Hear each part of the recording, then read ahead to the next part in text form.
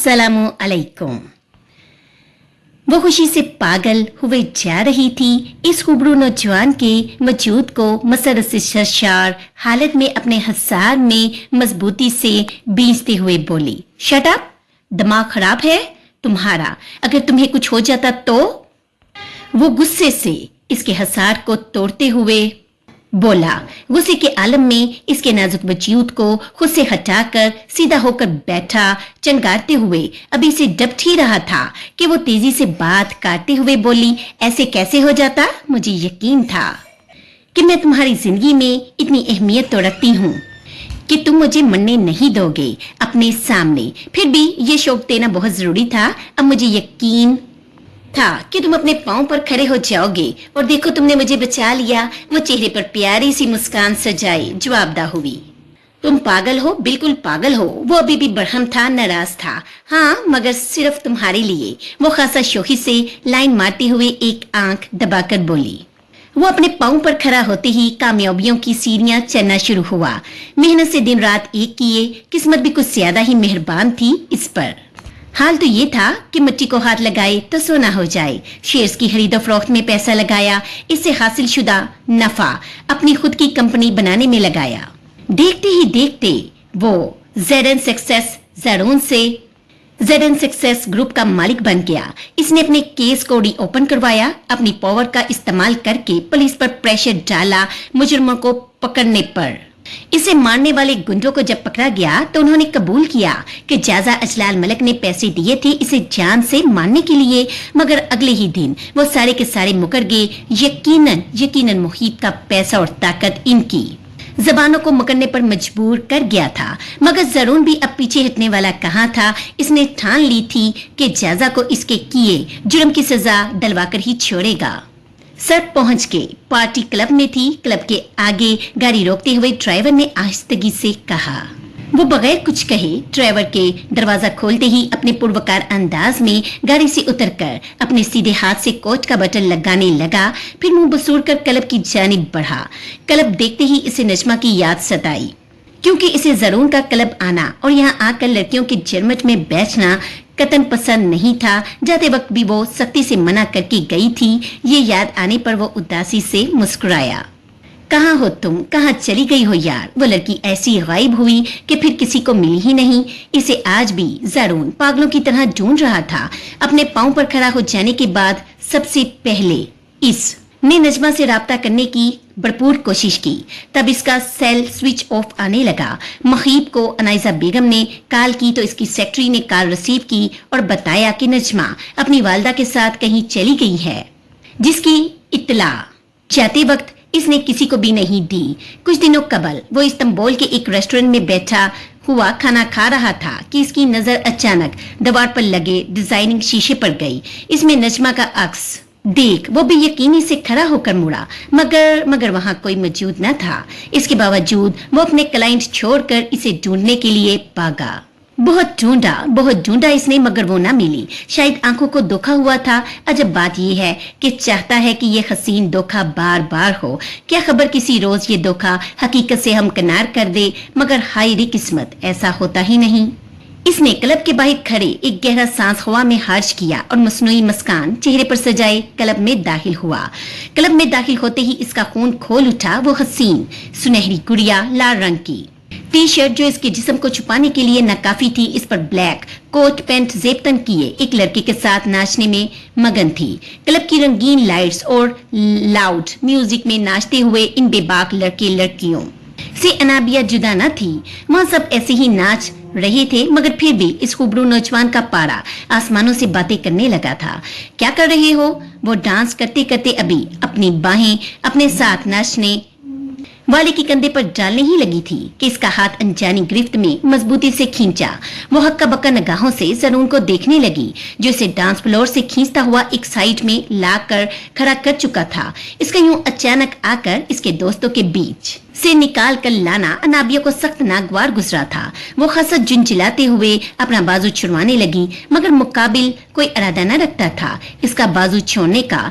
तुम्हें कपड़े पहनना नहीं आते या तुम्हारे माँ बाप के पास पैसे खत्म हो गए हैं?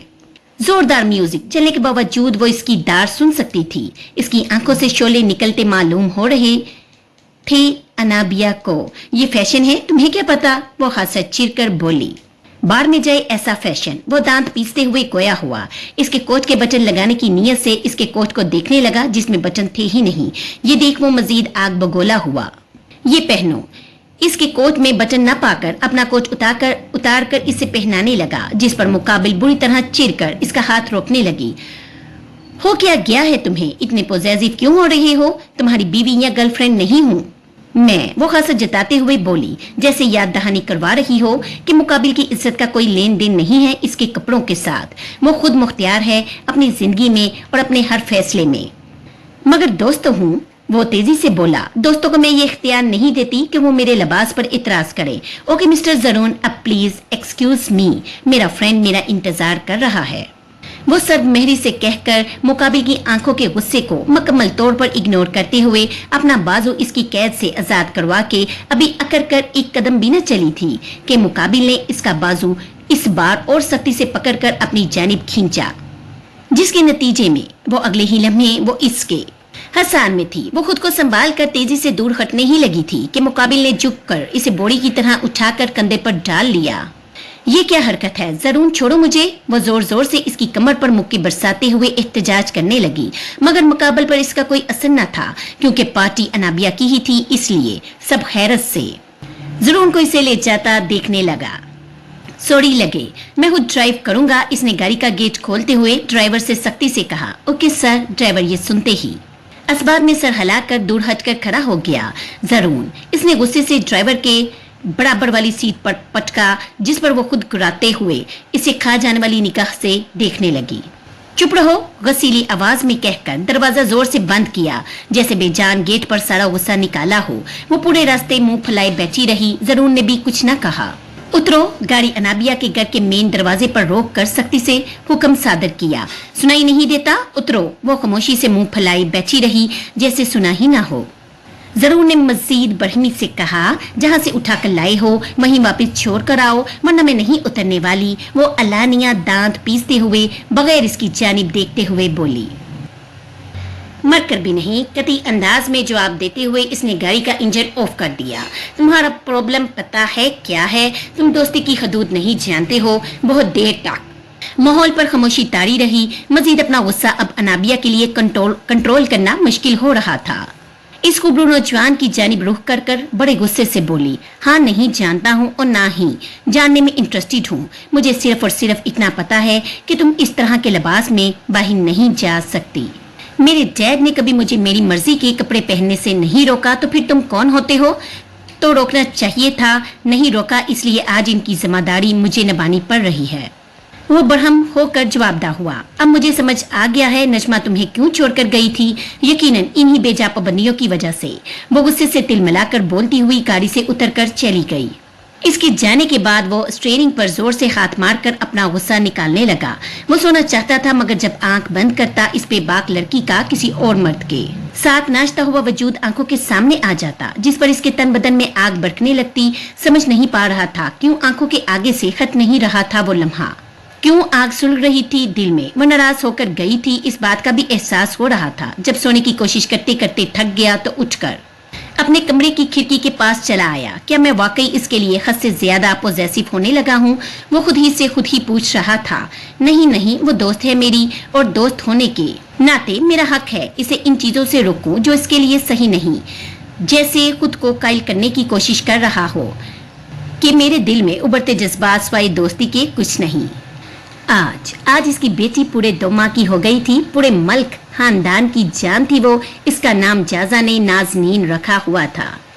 बेटी हो और बाप की जान न बसी हो इसमें, ये कहाँ मुमकिन है। वो जान वारता था अपनी शहजादी पर।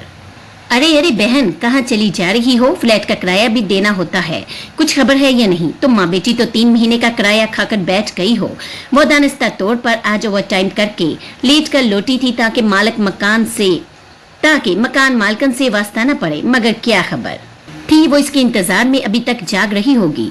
जुनी आंटी, मुझे अभी तक सैलरी नहीं मिली है, जैसे ही मिलती है मैं सबसे पहले आपके किराए की रकम अदा करूंगी। वो लचकदार अंदाज में बोली। वो जूनी बेगम के तमाशे की आदत को बखूबी जानती थी, इसलिए डर रही थी कि वो रात के 12 बजे दरवाजे पर खड़े होकर कोई तमाशा बर्पा न कर दे।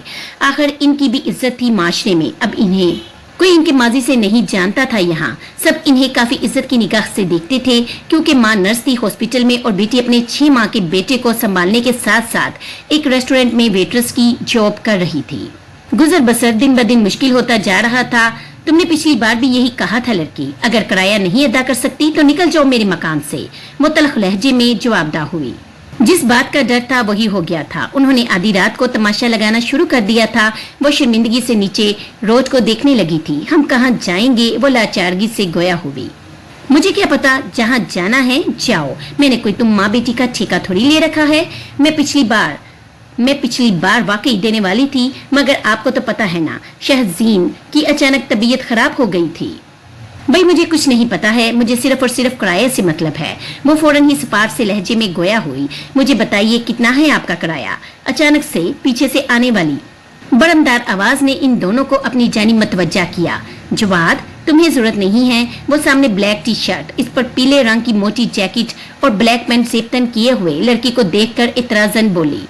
तुम चुप रहो। वो फौरन से घबराते हुए चुप कराने लगा। जवाद और फुरकान साहब के एहसानात इस पर बढ़ते ही जा रहे थे, जिनकी वजह से वो बहुत शर्मिंदगी महसूस करती। जूनी बेगम को तो सिर्फ और सिर्फ अपने पैसों से मतलब था, चाहे फिर कोई भी अदा करे वो खुशी खुशी अपने पैसे लेकर चलती। जबकि नजमा सर झुकाए शर्मिंदगी से खड़े होकर इस खूबरू लड़के का हर बार की तरह शुक्रिया अदा करने लगी। शुक्रिया, अंदर चलकर बात कर सकते हैं या मुझे बाहर से भगाने का इरादा है? वो दोनों हाथ सीने पर फोल्ड करके खफकी से पूछने लगा। सॉरी, इसने माजरत तलब की और पर्स से चाबी निकाल कर दरवाजे को खोलने लगी। तुम मुझे अपनी मदद करने से क्यों रोकती हो? क्या तुम मुझे अपना दोस्त नहीं समझती? घर में दाखिल होते ही वो खफकी से इस्तफसार करने लगा। ऐसी बात नहीं है, दोस्ती में बराबरी अच्छी लगती है, जबकि यहाँ तो हर वक्त मैं तुमसे ही मदद लेती रहती हूँ। वो शर्मिंदा सी नजरें झुकाए जवाबदा हुई। उफ, वो अपनी आदत के मुताबिक झुंझलाते हुए दोनों होंठों को गोल कर उफ की आवाज निकालता हुआ सामने रखे सोफे पर आकर टिक गया। बस इसका बैठना था कि अगले ही लम्हे वो अंदर की जानिब दंस चुका था। आह, अचानक अंदर की जानिब गिरने के सबब वो जोर से चीखा। चीखो मत, शहजीन उठ जाएगा। कभी कभार जवादी से बिल्कुल कोई बच्चा मालूम होता, शरारती सा। इतना कोई इसे लगी नहीं थी जितना वो शोर मचा रहा था। नजमा ने बिजली की फुर्ती से इसके मुंह पर हाथ रखकर आवाज दबाते हुए अपनी बड़ी बड़ी आंखों के साथ घूरते हुए कहा। इस लम्हे वो करीब आ गई थी, इतनी करीब कि उसके वजूद से आती धीमी और प्यारी सी महक को महसूस करने लगा। वो 1-2 सानियों के लिए मुंह होकर रह गया था। हाथ दो अपना, मैं बाहर निकालती हूँ तुम्हें। वो इसकी जानिब अपना हाथ बढ़ाते हुए बोली।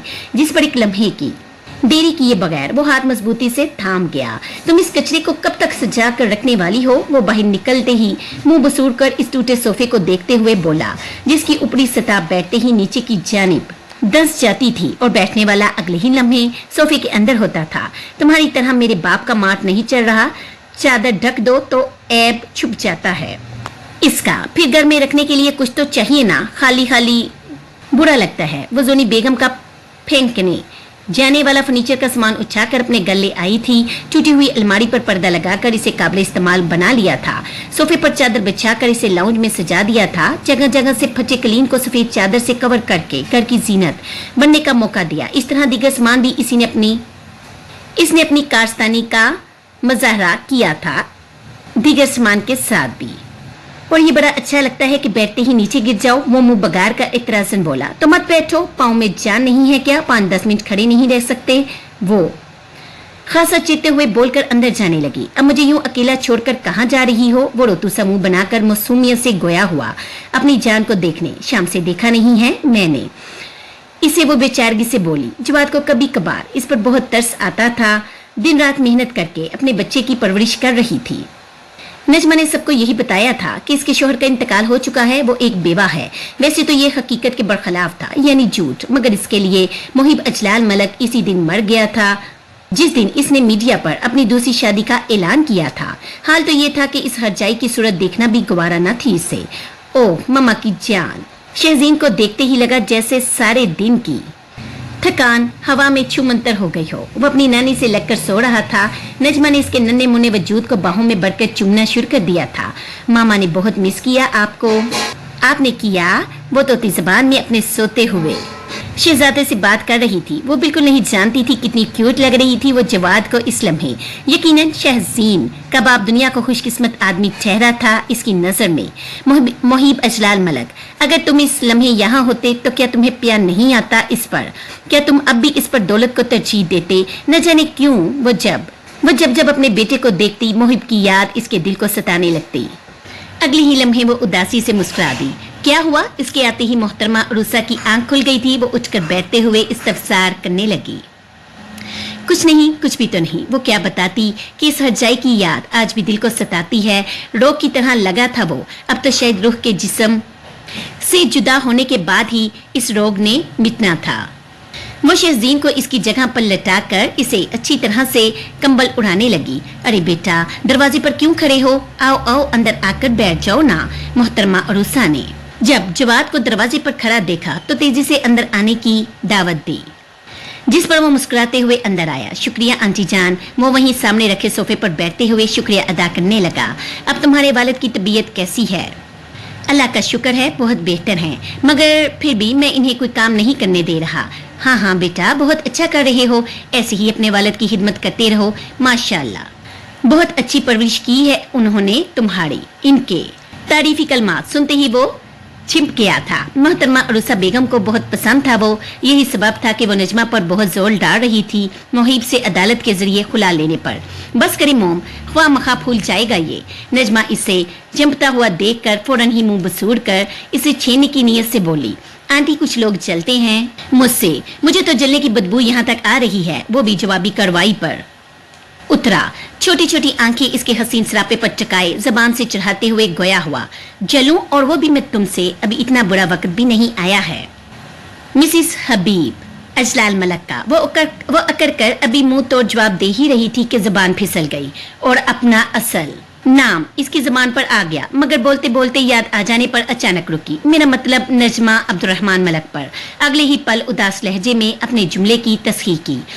चले आप लोग आराम करें, मैं चलता हूँ। थोड़ी देर बातचीत करने के बाद वो सोफे से उठते हुए बोला, नजमा बाहर तक छोड़ाओ इसे। मोहतरमा अरूसा बेगम तेजी से बोली, खुद ही चला जाएगा, बच्चा थोड़ी है। वो जवाद को मुंह चढ़ाते हुए अपनी वालदा से इत्तेजाजन बोली, देख रही हैं आंटी जान, आप ऐसे दोस्त हों तो दुश्मन की किसको जरूरत है? वो पास रखा कुशन उठाकर इसके चेहरे का निशाना लगाते हुए मासूमाना चेहरा बनाए शिकायती अंदाज में गोया हुआ।